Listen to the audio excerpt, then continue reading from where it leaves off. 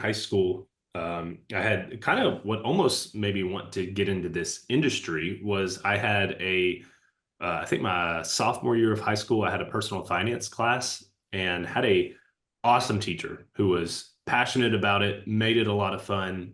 And from that point forward, I knew that I wanted to do something with personal finance. I didn't know exactly what it would look like. Obviously, I didn't know that I would be here in this capacity. That's beyond my wildest dreams. But I knew because of that one teacher and how he taught, how passionate he was about it, that impacted me to put my head on straight with my own personal finances because I knew that I wanted to be in this industry. So even, you know,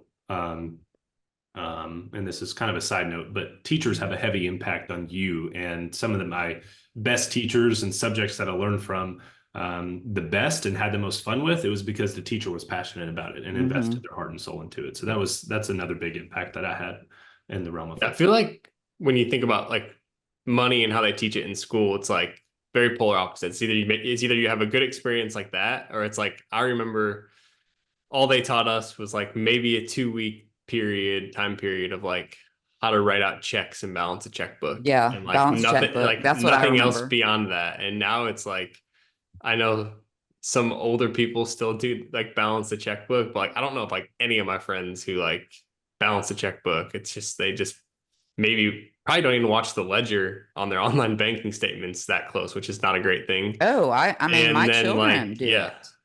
Like and I'm then have always no like, idea how to how do balance you it. know how much money you have? And they're like, I mean, I just see it in my account. And I'm like, that, but you have bills coming out. I mean, they don't have any sort of system and it drives me nuts. And I don't know how to and tell them to do it either because I can preach all day long about budgeting and all that. But if they're not actually keeping up with what they're spending, there's an issue there.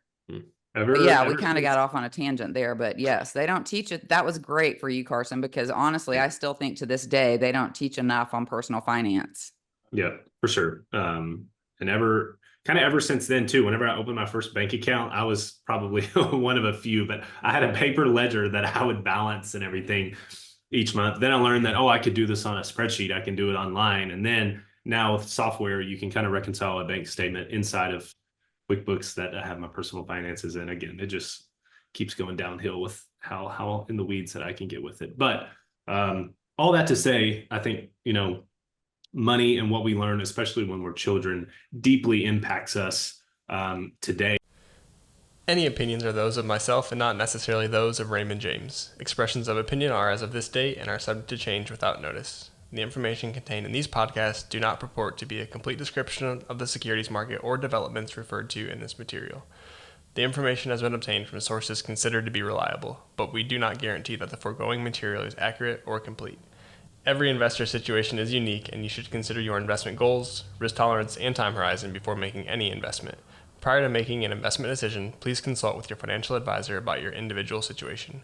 Any hypothetical examples are for illustration purposes only. Actual investor results will vary. Raymond James does not provide legal or tax services. Please discuss these matters with the appropriate professional.